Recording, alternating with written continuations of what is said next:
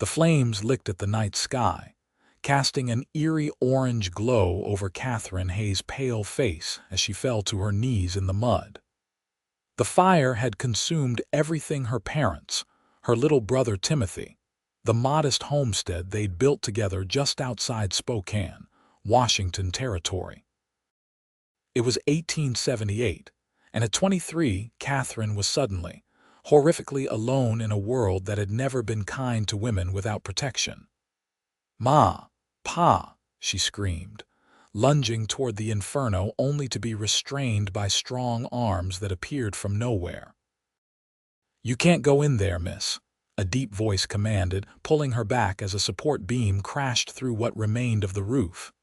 "They're gone." Katherine fought against the stranger's grip, her blonde hair falling loose from its pins, her throat raw from smoke and screaming. "Let me go. I have to help them." The man held firm, his voice softening even as his hold remained steadfast. "There's nothing to be done now. I'm sorry." When her strength finally gave out, Katherine collapsed against the stranger's chest, her body racked with sobs. Only then did she look up to see who had stopped her from rushing to her death. His face was shadowed beneath a wide-brimmed hat, but she could make out a strong jaw dusted with stubble and eyes that reflected the dancing flames. "Name's Noah Harrington," he said quietly, still supporting her weight. "I was riding by, saw the blaze from the ridge." Katherine said nothing, her gaze drawn back to the burning ruins of her life. "You have somewhere to go, miss?" Noah asked, his voice carrying genuine concern. She shook her head numbly. The nearest neighbors were miles away, and she had no other family not in the territory, not anywhere. Noah hesitated only briefly before speaking words that would change the course of both their lives. "Then let me build you a new one." Katherine looked up sharply, confusion breaking through her grief. "What?" "A family," Noah clarified, his expression earnest beneath the brim of his hat. "Not right away, of course, but you need shelter, protection. I've got land about 10 miles west. It's not much, but there's a cabin. You'd be safe there until you decide what's next." Under any other circumstances, Katherine would have refused. A proper lady didn't ride off with strange men, no matter how dire her situation. But as the last wall of her childhood home collapsed in a shower of sparks, propriety seemed a luxury she could no longer afford. "Why would you help me?" she asked, her voice barely audible over the crackling flames. "Because out here," Noah replied, "we look after one another. Or we're supposed to, anyway." Dawn broke over the rolling hills as Noah's horse carried them toward his homestead. Katherine sat in front of him in the saddle, exhausted beyond words, held upright only by his arm around her waist. She had salvaged nothing but the clothes. She wore a simple blue dress, now stained with soot and tears. "Almost there," Noah murmured, his breath warming her ear. Katherine nodded, too numb to speak. The events of the night played on endless repeat in her mind, the smell of smoke that had woken her, the frantic shouting of her father telling her to run, the heat of the blaze as she'd stood helplessly outside. She'd been sleeping in the small lean-to her father had built when she turned 18, giving her privacy while they saved money to expand the house. That separation had saved her life and condemned her to this living nightmare. Noah's "not much" proved to be an understatement. His cabin was sturdy but small, a single room with a stone fireplace, rough-hewn table, 2 chairs, and a narrow bed pushed against the far wall. A corral stood empty beside a small barn, and beyond stretched acres of untamed land. "It's not what you're used to," Noah said as he helped her dismount, "but it's solid, keeps out the rain and most of the cold." Katherine surveyed her temporary sanctuary, trying to summon the proper gratitude. "Thank you, Mr. Harrington." "Noah," he corrected gently. "Out here, formalities don't mean much." He showed her inside, built a fire, and produced a spare shirt and pair of trousers that swallowed her slight frame. "You should rest," he told her, heading for the door. "I'll sleep in the barn." Katherine wanted to protest, to insist she couldn't take his bed, but exhaustion claimed her before she could form the words. She slept for nearly 20 hours straight, waking disoriented as sunlight streamed through the cabin's single window. Noah was outside, chopping wood when she emerged, blinking against the bright light. He was taller than she remembered, broad-shouldered and lean-hipped. His dark hair curled at his nape, and when he turned, she saw his eyes were a clear, startling blue against his sun-darkened skin. "You're awake," he observed, embedding the axe in the chopping block and wiping his brow. "Thought you might sleep another day." "I'm sorry," she murmured, uncomfortable in his borrowed clothes. "I didn't mean to impose." Noah shook his head. "No imposition. Are you hungry?" She was, desperately so, though it seemed wrong to feel anything as ordinary as hunger when her family lay dead. Still, she nodded, and Noah led her back inside, where he prepared a simple meal of beans, jerky, and coffee that tasted like salvation to her parched throat. "What happens now?" Katherine asked when she'd eaten enough to think clearly again. Noah considered her question carefully. "That depends on you, Miss Hayes.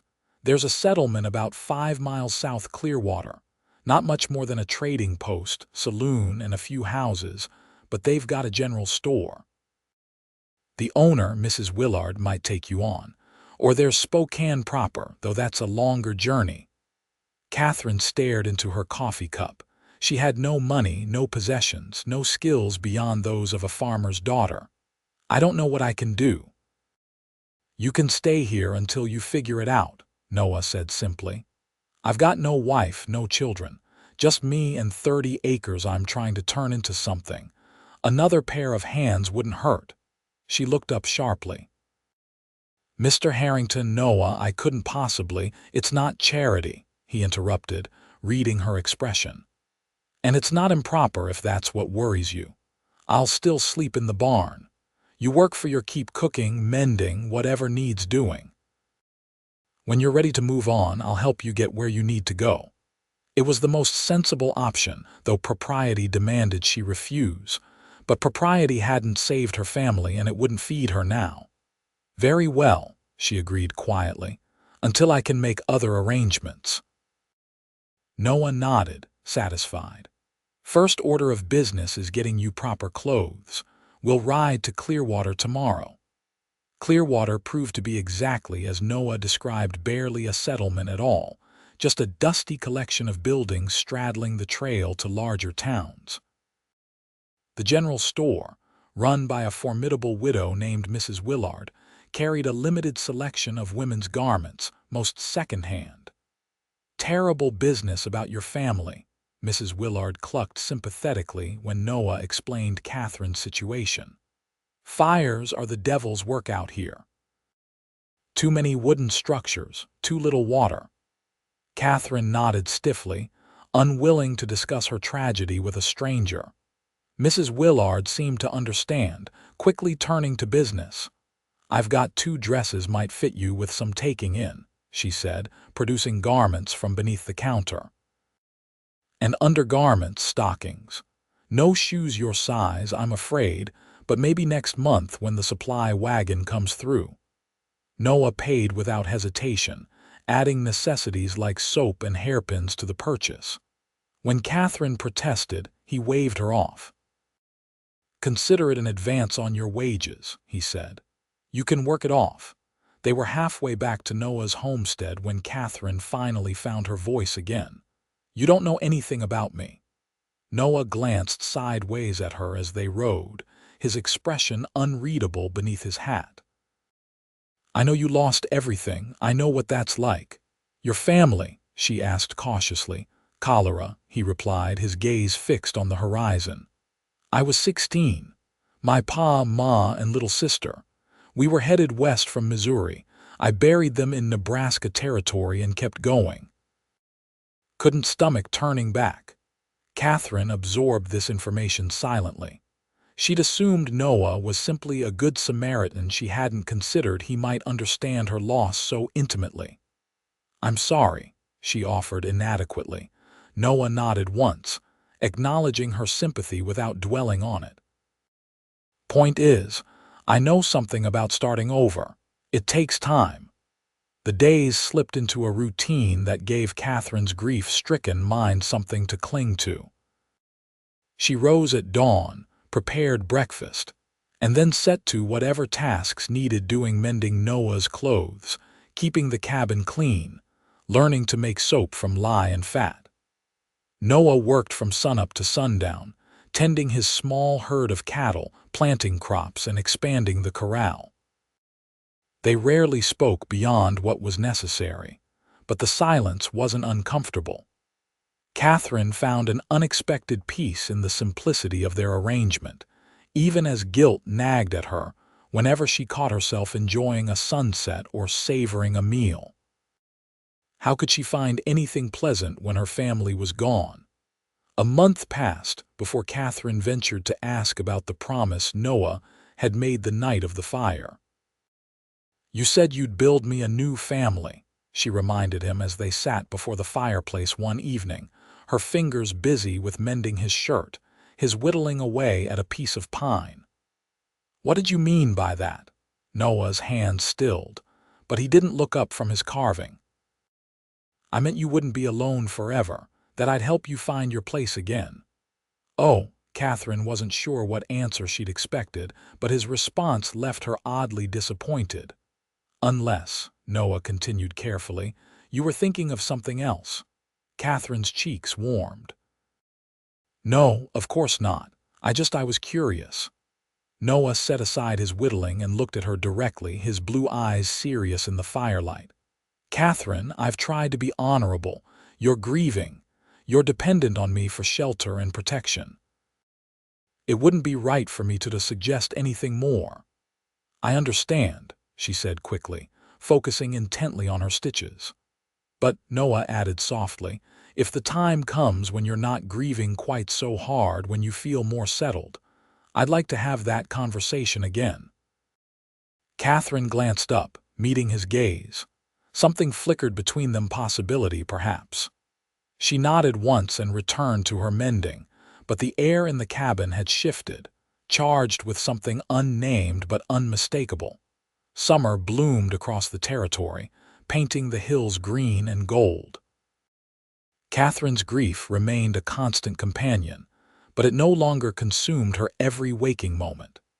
She found small joys, wildflowers Noah brought back from his rides, the satisfaction of bread baked to perfect golden brown, the cool relief of evening after a scorching day.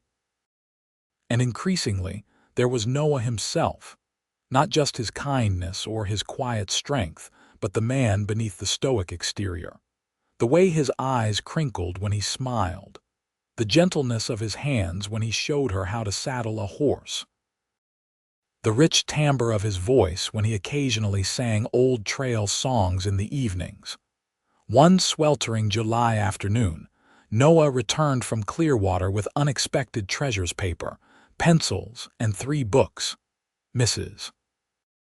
Willard said the supply wagon finally came through," he explained, almost shy as he presented the gifts. "Thought you might like something to read, and maybe write down your thoughts." Katherine touched the books reverently, a volume of Tennyson's poetry, a well-worn copy of Pride and Prejudice, and most precious, a Bible. "Noah," she breathed. "These must have cost." "Doesn't matter," he interrupted. "You mentioned once that you missed reading, and I thought the Bible might bring comfort."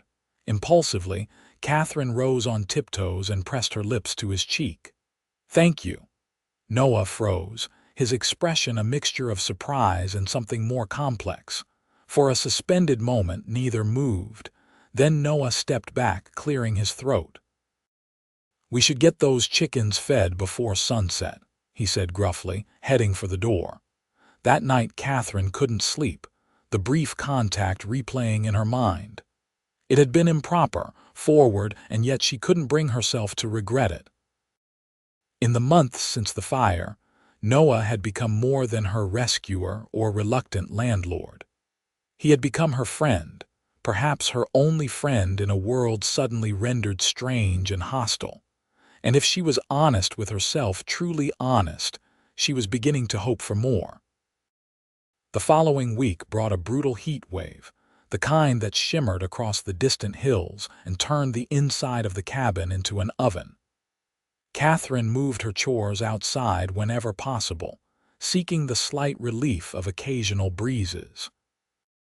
Noah did the same, often working shirtless in the blistering sun, a sight that Katherine pretended not to notice but found increasingly difficult to ignore. "We should ride to the creek," Noah suggested on the third day, as they sat exhausted in the meager shade of the cabin's overhang. "It's cooler by the water."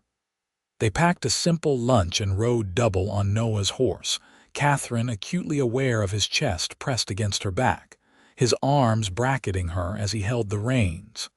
The creek was blessedly cool, shaded by cottonwoods and willows. They ate in companionable silence, and then Noah surprised her by producing a fishing line from his saddlebag. "Ever fished before?" he asked, eyes twinkling with rare mischief. Katherine shook her head. "Pa always did the fishing." Something flickered across Noah's face, concern that he'd awakened painful memories, but Katherine smiled reassuringly. "I'd like to learn." He showed her how to bait the hook, how to cast the line with just the right flick of the wrist, how to wait with patience for the telltale tug. When Katherine finally felt a fish strike, she squealed with such delight that Noah burst out laughing. "Easy," he cautioned, stepping behind her to guide her hands. "Gentle but firm. That's it." Together they landed a respectable trout, Katherine beaming with pride as Noah showed her how to clean it for their supper. As the afternoon waned, they waded in the shallows, enjoying the cool water against their skin. Katherine had rolled her skirts to her knees, scandalous in town, but necessary in the wilderness, and Noah had removed his boots and socks.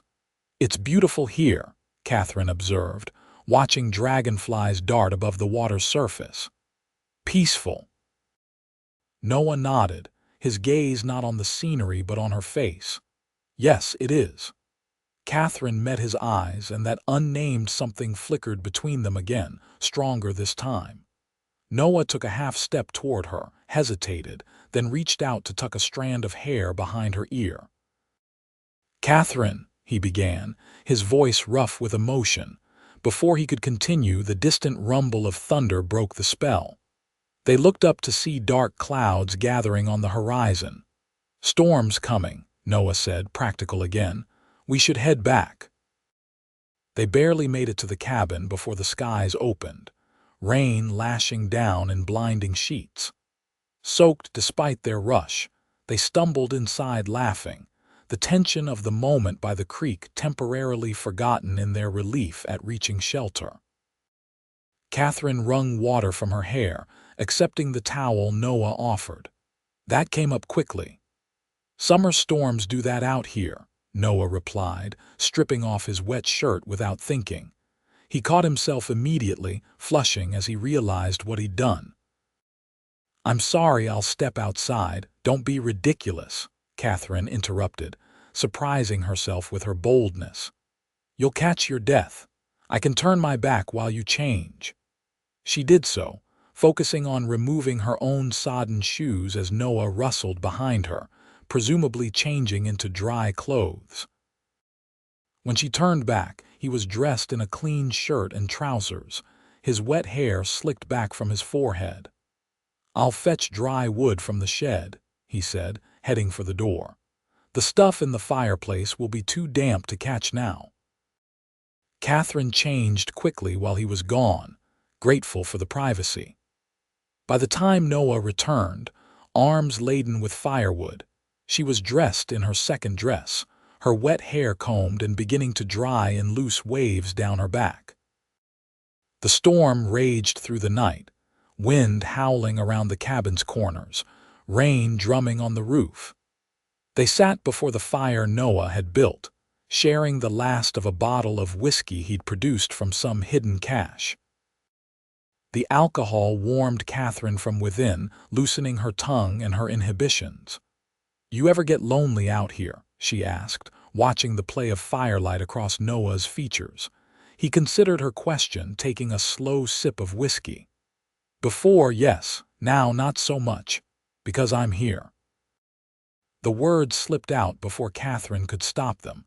Noah's gaze was steady, unguarded in a way she'd rarely seen. "Yes, because you're here." Katherine set down her tin cup, her heart pounding so loudly she was certain he must hear it over the storm. "Noah, about what you said that night about having a conversation when I wasn't grieving so hard, Katherine," he interrupted gently. "You don't have to. I'm ready for that conversation," she finished, meeting his gaze directly. "I'll always miss my family. I'll always carry that loss. But I can't let it stop me from living, from feeling." Noah set his own cup aside, his expression serious. "What are you feeling?" Katherine took a deep breath. "Grateful to you, yes, but it's more than gratitude. When I'm with you, I feel safe, seen. Like maybe there's a future worth building, even after everything that's happened." Noah moved closer, slowly enough that she could have retreated if she wished. When she didn't, he reached out to cup her cheek in his palm. "I've been falling in love with you since the day you woke up in my cabin," he admitted quietly. "But I told myself it was wrong, that you needed time, that maybe you'd want to go to Spokane or even back east once you'd saved enough money." Katherine turned her face into his palm, her eyes closing briefly at the contact. "I don't want to go anywhere." "Katherine," Noah murmured, his voice rough with emotion, "if we do this, if we start this, I want to do it right. I want to court you properly, not just because we're isolated out here with no one watching." She smiled, touched by his concern for her reputation even when there was no one to witness it but themselves and God. "I'd like that." Noah leaned forward and pressed his lips to her forehead, a kiss so tender it brought tears to her eyes. "Then that's what we'll do." True to his word, Noah began a proper courtship. He still slept in the barn, still maintained a respectful distance. But there were new elements to their day's wildflower bouquets appearing on the table: a hand-carved comb for her hair, shared readings from her books in the evenings. They rode to Clearwater together each Sunday for the circuit preacher's services, presenting themselves as neighbors to the small community, but not hiding the growing affection between them. Late August brought the county fair in Spokane, a rare opportunity for socializing beyond their isolated homestead. Noah suggested they make the journey, and Katherine agreed eagerly, hungry for music and conversation after months of relative solitude. The fairgrounds bustled with activity: livestock displays, food stalls, a dance platform where a fiddle band played lively tunes. Katherine wore her best dress, freshly laundered and pressed, her hair pinned up with the combs Noah had carved for her. For his part, Noah had shaved meticulously and donned a clean shirt with no patches, his dark hair slicked back with water. "You look beautiful," he told her as he helped her down from the wagon, his eyes warm with admiration. Katherine blushed, unused to compliments. "Thank you. You look quite handsome yourself." They wandered the fairgrounds arm in arm, sampling apple cider and corn bread, admiring prize cattle and handcrafted quilts. When the dancing began, Noah hesitated, then extended his hand in invitation. "Would you care to dance, Miss Hayes?" he asked formally, a smile playing at the corners of his mouth. Katherine laughed and placed her hand in his. "I would be delighted, Mr. Harrington." Noah proved to be a surprisingly graceful dancer, guiding her through reels and waltzes with confident steps. As the afternoon wore on, they grew bolder, staying close during the slower tunes, Noah's hand warm against the small of her back. "People are watching," Katherine murmured during one such dance, aware of curious glances from Spokane residents who didn't recognize the couple. "Let them," Noah replied, his eyes never leaving her face. "I'm proud to be seen with you." The sun was setting as they prepared to depart, casting long shadows across the fairgrounds. Noah had just helped Katherine back into the wagon when a gruff voice called out, "Harrington, that you?" Noah turned, his posture stiffening slightly as a burly man approached, flanked by two equally rough-looking companions. "Blackwell. Thought that was you," the man called Blackwell said, eyeing Katherine with undisguised interest. "Didn't know you had a wife." "She's not my wife," Noah replied evenly. "Miss Hayes is my neighbor." Blackwell raised his eyebrows suggestively. "Neighbor, mighty friendly for neighbors." Noah's jaw tightened. "We should be getting back. It's a long ride." "Hold up," Blackwell insisted, stepping closer. "Been meaning to talk to you about that boundary dispute. Your cattle keep wandering onto my grazing land." "Your grazing land?" Noah's voice remained calm, but Katherine could see tension in every line of his body. "That parcel belongs to the territory until someone files a proper claim." "I've started the paperwork." Blackwell's expression darkened. "Have you now? Funny, because I've been using that land for 2 years. Using isn't claiming," Noah pointed out, "and I'm happy to discuss it another time. Right now, I'm taking Miss Hayes home." For a moment it seemed Blackwell might press the issue. Then he stepped back, his smile not reaching his eyes. "Sure thing, Harrington. Another time." As they drove away from Spokane, Katherine studied Noah's profile in the fading light. "Who was that man?" "Illy Blackwell," Noah answered, his gaze fixed on the road ahead. "Runs cattle on the land north of mine. He's been trying to expand his operation for years, taking whatever he can get away with," he seemed. "Unpleasant." Noah's mouth quirked in a humorless smile. "That's putting it mildly." "Blackwell's the kind of man who takes what he wants and doesn't much care who gets hurt in the process." "Will there be trouble?" Katherine asked, worry creeping into her voice. Noah reached over to squeeze her hand reassuringly. "Nothing I can't handle, don't fret." But trouble came 3 days later in the form of a gunshot that sent Noah's cattle scattering in panic. Noah rode out immediately to investigate, returning at dusk with a grim expression, and a bullet he dug out of a fence post. "Blackwell?" Katherine asked, setting a plate of stew before him. Noah nodded, his jaw tight. "Warning shot. He wants me to back off the land claim." "What will you do?" "File the paperwork faster," Noah replied, determination hardening his voice. "I won't be bullied off land that's rightfully available for homesteading." Katherine laid her hand over his on the table. "I'm worried for you." Noah turned his hand to clasp hers. "I can handle Blackwell, but I'm thinking maybe you should stay with Mrs. Willard in Clearwater for a while, just until this blows over." "Absolutely not," Katherine said firmly. "I'm not leaving you alone to face that man." "Katherine, no," she interrupted. "This is my home too now. I won't be chased away from it." Noah studied her face, a mix of pride and concern in his expression. Finally, he nodded. "All right, but promise me you'll be careful. Stay close to the cabin when I'm not here."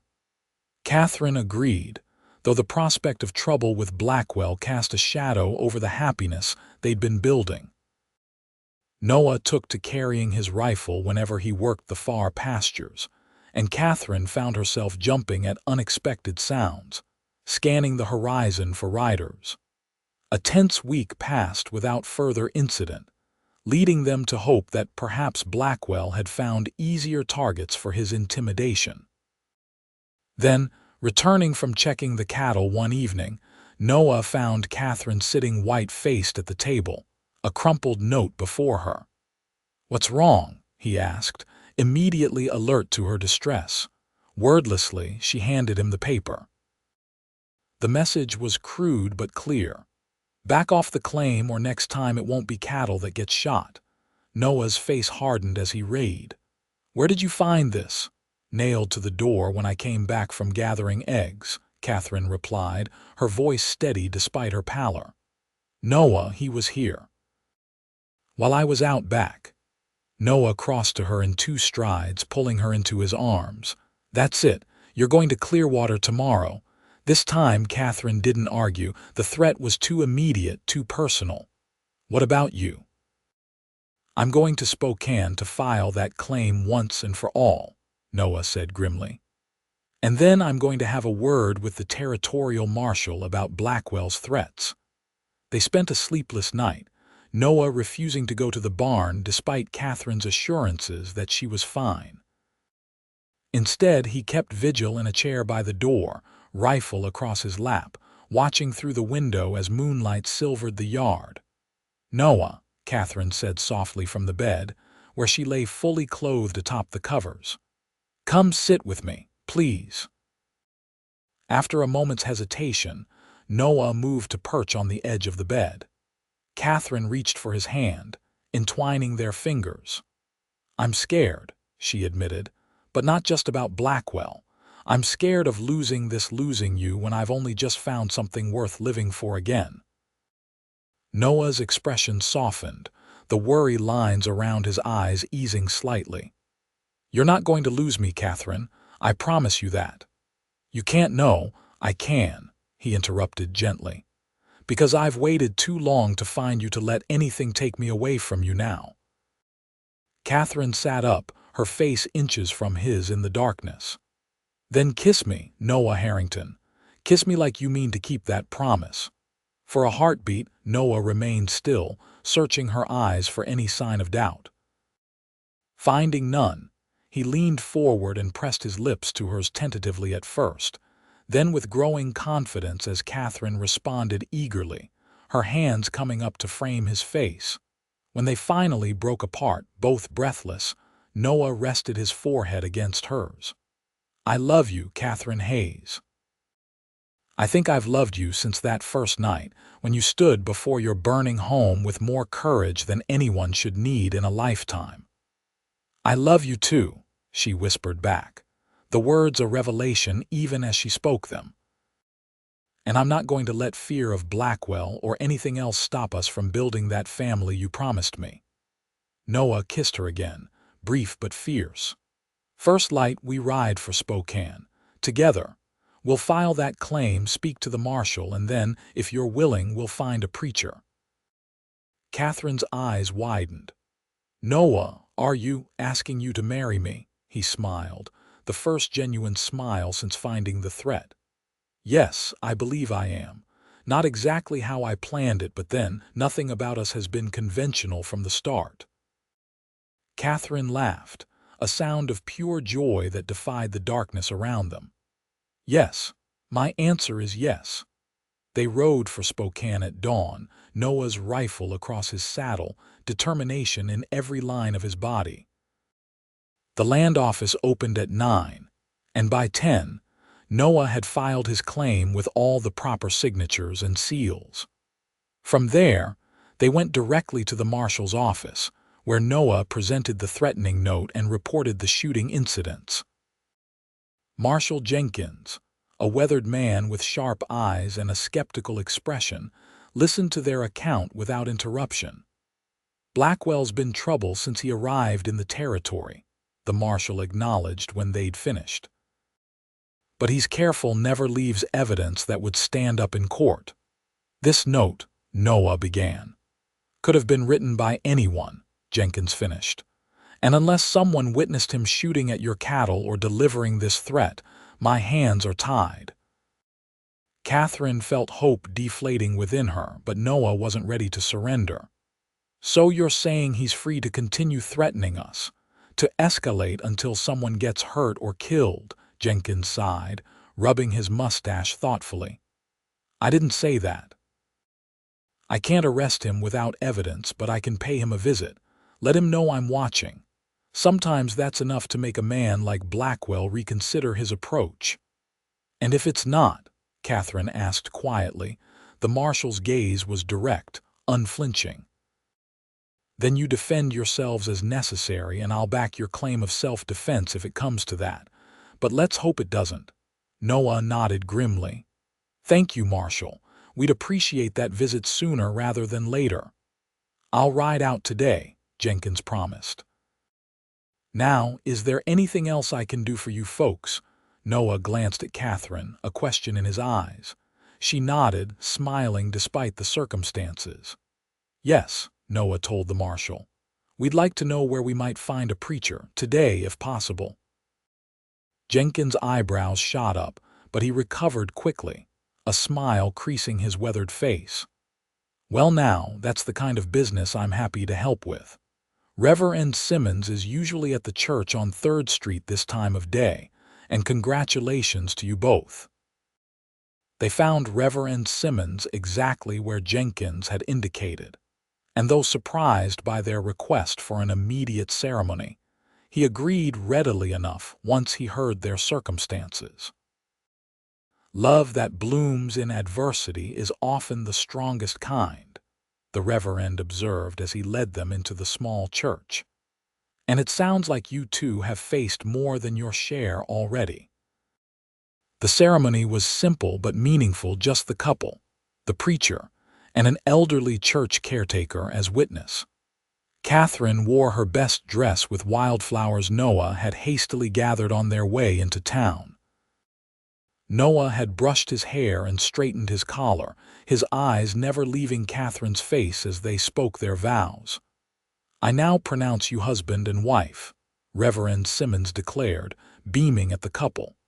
Mr. Harrington, you may kiss your bride.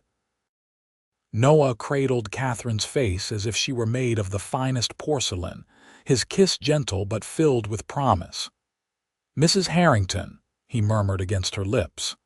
Mrs. Harrington, she echoed, the name feeling right, feeling like home.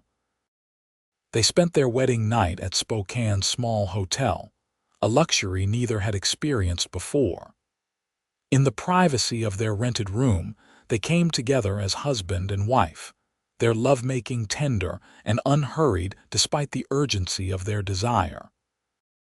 Afterward, Katherine lay in Noah's arms, tracing patterns on his chest as moonlight spilled through the window. You think Marshal Jenkins found Blackwell today? She asked, reality intruding on their brief idyll. Noah pressed a kiss to her forehead. Let's not think about Blackwell tonight. Tonight is just for us. They returned to the homestead the following day, both apprehensive about what they might find. To their relief, the cabin stood undisturbed, the cattle grazing peacefully in the near pasture. A note had been tacked to the door, not a threat this time, but a message from Marshal Jenkins. Spoke to our mutual acquaintance.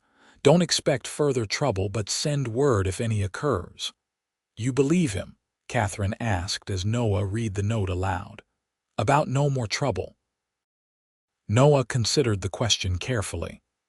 Jenkins is a good man. If he says he spoke to Blackwell, he did. Whether Blackwell listens is another matter, but we can't live in fear, Katherine.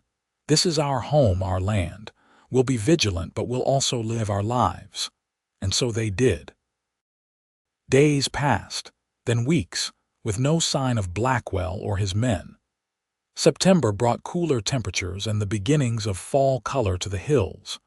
Noah and Katherine settled into married life with surprising ease, their days filled with shared work, their nights with shared pleasure. October arrived with its crisp mornings and golden afternoons. Katherine was hanging laundry in the yard when she heard hoofbeats approaching. Her heart raced as she turned, half expecting to see Blackwell and his men. Instead, she saw Marshal Jenkins riding alone toward the cabin. Mrs. Harrington, he greeted, tipping his hat as he dismounted. Is your husband about? He's mending fence in the south pasture, Katherine replied. I can fetch him if it's urgent. Jenkins shook his head. No need. I just came to deliver some news that might set your minds at ease. Illy Blackwell is no longer in the territory. Catherine's eyes widened. He left, just like that. Not entirely voluntarily, Jenkins admitted with a slight smile. After our conversation, he decided to try his intimidation tactics on a rancher over near Coeur d'Alene. Unfortunately for him, that rancher is the governor's brother-in-law. Blackwell's now enjoying the hospitality of the territorial prison for the next few years. Relief washed over Katherine like a cool spring rain. That's wonderful news. Noah will be so pleased. I figured you both deserved to know, Jenkins said. You can build your life here without looking over your shoulders now. When Noah returned from the pasture and heard the news, he lifted Katherine off her feet in a jubilant embrace, spinning her around the yard as she laughed in delight. We're free, he said, setting her down but keeping his arms around her waist. Free to make this place everything we've dreamed. Katherine smiled up at him, her heart full to bursting. And to build that family you promised me. Noah's eyes darkened with emotion. Katherine, are you saying I think so? She confirmed, placing her hand over her still flat stomach. It's early yet, but I'm fairly certain. Come spring, there'll be 3 of us on this homestead. Noah dropped to his knees before her, pressing his cheek against her middle with such reverence that tears sprang to Katherine's eyes. A family, he whispered. A real family. You kept your promise, Katherine said, running her fingers through his hair. When I lost everything to that fire, you said you'd build me a new family. And you have, Noah. You've given me back everything I thought was gone forever. Noah stood and gathered her close, his voice rough with emotion. We've built it together, Katherine. And we'll keep building it, this home, this family, this life for as long as we have. Winter came and went, blanketing their land in snow before yielding reluctantly to spring's gentle persistence. As the first wildflowers pushed through the thawing ground, Katherine's body grew round with new life. Noah built a cradle from pine, carving delicate patterns along its edges, while Katherine sewed tiny garments from fabric purchased in Spokane. Their son, Timothy Noah Harrington, was born on a perfect May morning, entering the world with a lusty cry that echoed through the cabin Noah had expanded over the winter to include a proper bedroom. Katherine wept as she held her son for the first time, tears of both joy and remembrance. He has your eyes, Noah observed, perched beside them on the bed, his own eyes suspiciously bright. But I think he'll have your mother's smile. Katherine looked up, surprised. You remember my mother's smile. You only saw her that one night in the worst of circumstances. I remember, Noah confirmed gently. She smiled at you when she told you to run. Even then, at the end, her love for you shone through. Fresh tears spilled down Katherine's cheeks. I've been so afraid I'd forget them, their faces, their voices. That Timothy would never know his namesake or his grandparents. We'll make sure he knows them, Noah promised, brushing away her tears with his thumb. We'll tell him stories about your family, about my family too. They'll live on through him, through us. As spring ripened into summer, Noah and Katherine expanded their homestead, adding chickens and pigs to their cattle operation, planting an ambitious vegetable garden and a small orchard that would bear fruit in years to come. They worked side by side, baby Timothy often strapped to Katherine's back, or napping in a makeshift cradle under the shade of a nearby tree. On warm evenings, they sat on the porch Noah had added to the cabin, watching the sun set over land that was truly becoming theirs not just by legal claim, but by the sweat of their brows and the love they poured into every acre. Katherine would nurse Timothy while Noah read aloud from one of their precious books, his voice a soothing backdrop to the symphony of night sounds beginning around them. I never thought I'd be happy again, Katherine confessed one such evening, as Timothy dozed against her breast and fireflies began to blink in the gathering darkness. After the fire, I thought that part of my life was over forever. Noah reached across to stroke their son's downy head, his touch infinitely gentle. Grief changes us, but it doesn't have to define us. You taught me that, Katherine. Before you came into my life, I was just existing out here. Now I'm living again. Katherine leaned over to kiss him, a soft press of lips that conveyed all the words she couldn't find. When they parted, she rested her head on his shoulder, content in a way she'd once believed impossible. Our family will keep growing, Noah murmured into her hair. This land will support as many children as we care to have. And each one will know they came from love that was stronger than loss. As twilight deepened around them, Katherine gazed out at the homestead they'd built together, the sturdy cabin with smoke curling from its chimney, the thriving garden, the healthy livestock in their expanded corrals. From the ashes of her old life, something new and precious had emerged, just as Noah had promised that terrible night. She had lost her family to the fire, but true to his word, Noah Harrington had built her a new one, not as a replacement for what was gone, but as proof that love could bloom again, even in the most scorched earth. "I love you, Noah Harrington," Katherine whispered, her heart full beyond measure. "Thank you for keeping your promise." Noah's arm tightened around her shoulders, his lips brushing her temple. "Always, Katherine, always."